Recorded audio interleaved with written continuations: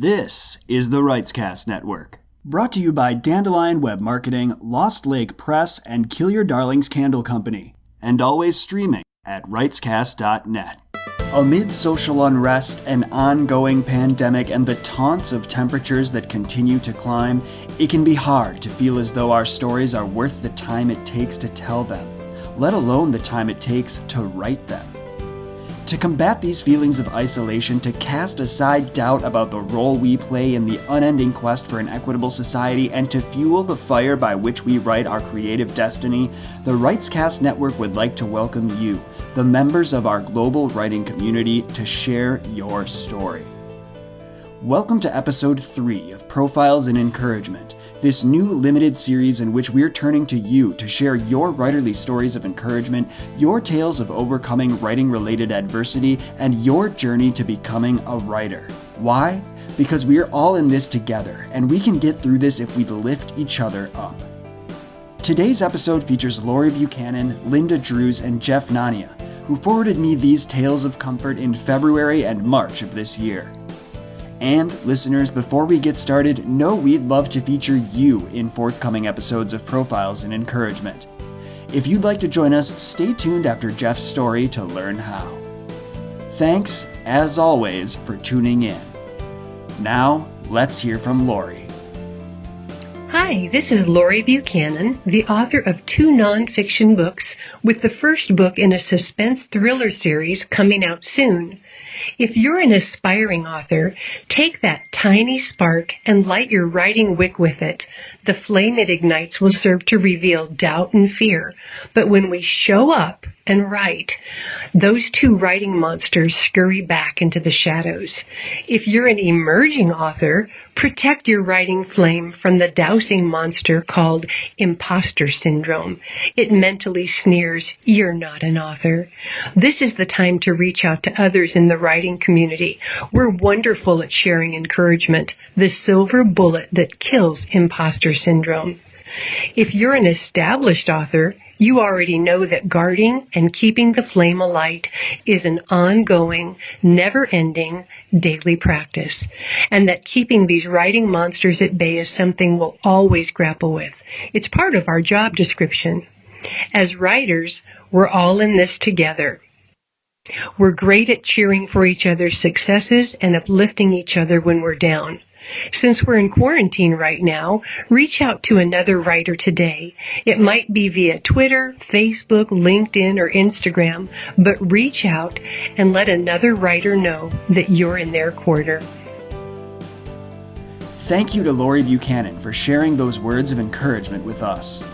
Now, let's turn to Lynda Drews. What are the odds that a retired IBM marketing executive whose last creative words had been written in college could author a true crime memoir and have it published by an indie press? My name is Lynda Drews. If I could do the unthinkable, so can you. How many listeners have encountered a life-changing event that seemed to be stranger than fiction? That's what happened to me when my best running friend, Pamela Bulick, mysteriously drowned in her bathtub and her husband was tried for her murder. Like the rest of my close-knit Green Bay running group, I believe Pam and her husband Bob, both teachers, were happily married, devoted to each other and their 2 children. But Bob's fateful decision to begin an extramarital affair eventually led to Pam's convoluted death and to one of the most heavily attended trials in Green Bay's history. Ever since Pam's 1982 death, I knew I had a story to tell, but most of us verbally relay our memories rather than putting them to paper. Shortly after I retired from IBM, another friend and I decided to do the latter. We spent 2 years writing Pam's story as a fictional account and then contacted a publishing attorney. Much to our dismay, she told us since our characters resembled actual persons living or dead, if we published Run at Destruction as fiction, we could be sued. At that point, my discouraged friend dropped out of the project and I started over from scratch, attempting to separate fiction from fact while wearing 2 hats. As one of the story's major characters to write my narrative nonfiction account, I had to immerse myself in the turmoil I'd felt at that time. But I also had to become an unbiased narrator, removing my emotions from the equation and taking a reporter's approach. That rewrite took an additional 2 years. Prior to finding a publisher, I naively contacted the New York Times bestselling true crime author Ann Rule, who'd written The Stranger Beside Me about serial killer Ted Bundy, and asked if she'd read my manuscript and possibly provide me a blurb. Ann amazingly responded, but said right now she'd have to say no. However, I could contact her again when I'd sold my book to a publisher. I'm certain she figured I wouldn't find one. Of course, anyone can self-publish, but I wanted to prove I could find a traditional publisher. I attended a New York pitch conference where I met lifelong writing friends, learned how to craft a good query letter, then emailed it to about 50 agents and publishers. I received about 30 rejections, 15 that didn't respond, and 5 requests for my book proposal and manuscript. Of those 5, one agent was also a marathon runner. She initially thought my book would be perfect for her, but once she realized Pam's death took place in the 80s, she said even though the story was fascinating, she didn't feel it would be relevant for today. My pitch conference friends encouraged me to take on that rejection as a challenge. I repositioned my book, highlighting the importance of that historical era when the average Jane or Joe started to jog. I was thrilled to secure a contract with Titletown Publishing. Since I'd met Ann Rule's criteria, I contacted her. Even though she was in the process of writing 2 new books and working on a miniseries starring Rob Lowe, she agreed to read my manuscript and gave me the following blurb. Wonderfully written, a must for true crime readers. The running community was also a major target, and I tenaciously secured the Boston Marathon race director's blurb. Once my book was published, Netflix and the ID channel contacted me and developed true crime segments based on my book. After authoring Run at Destruction, I caught the writing bug, and my 2 mystery novels were also published. In my latest endeavor, I returned to nonfiction. Minahan Minahel is my historical true tale about Green Bay's renowned 19th century Dr. Minahan and the 2 women he is out to destroy. I'm ramped up to submit queries next week, prepared for rejection, yet, like all authors, believing I'll find a perfect agent or publishing match. I hope my experience will motivate those listening. You can't be discouraged by setbacks. Instead, take them on as challenges. Remember, rejection is temporary.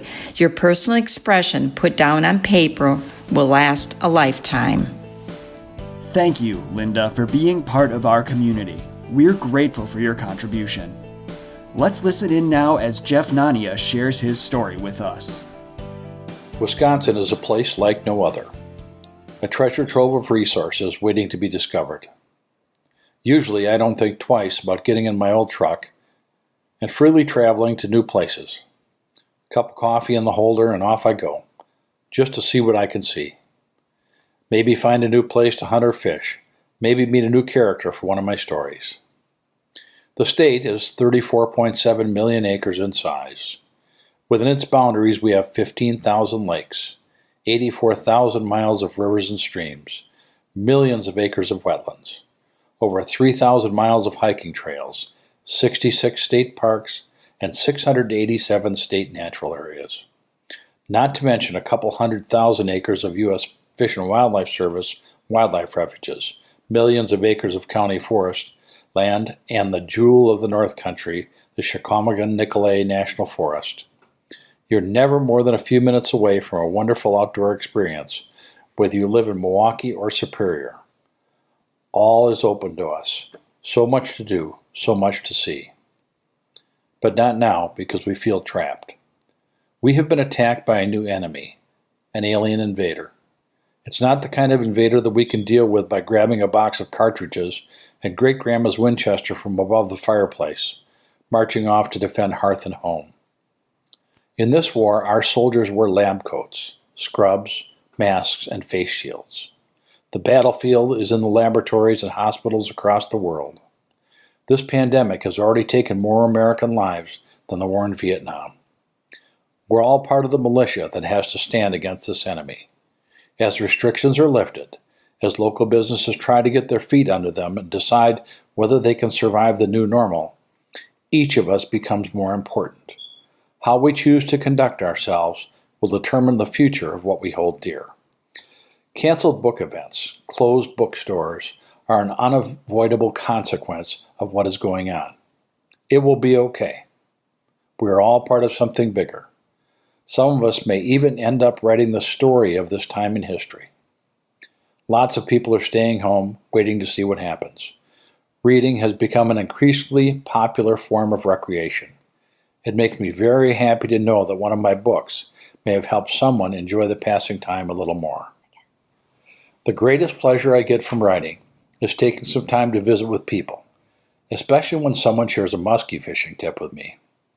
While there are still some events on the schedule, we are waiting patiently to see what unfolds. In the meantime, we're all learning new skills. Last month, I watched Joanne Rebar launch her second book via Facebook Live. This month, I joined 2 different classes of students at UW-Eau Claire and did my first virtual book discussions. They went just great. We will likely face many challenges in the coming months. Hopefully, none will be insurmountable. It is important to remember to support those people that have supported us and to support each other. Our writing community is as diverse as the Wisconsin landscape.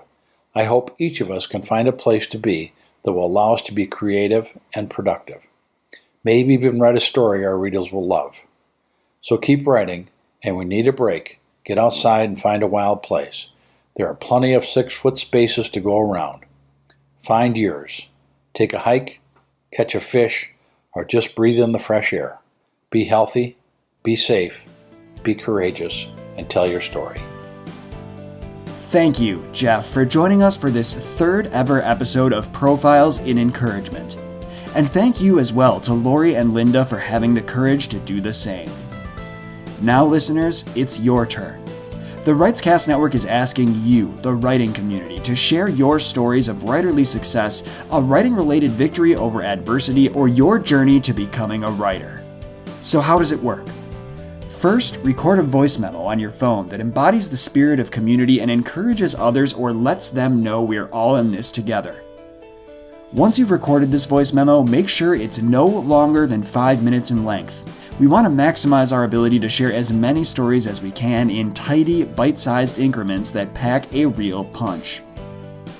Once you've ensured your recording is 5 minutes or fewer in length, send the file to writescast@gmail.com. That's WRITESCAST@gmail.com. Don't forget the S in the middle there.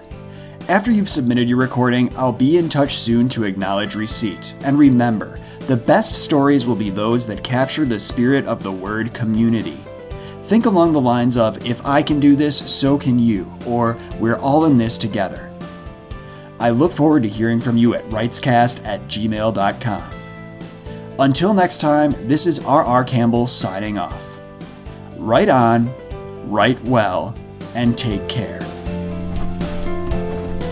This is the WritesCast Network, brought to you by Dandelion Web Marketing, Lost Lake Press, and Kill Your Darlings Candle Company, and always streaming at writescast.net.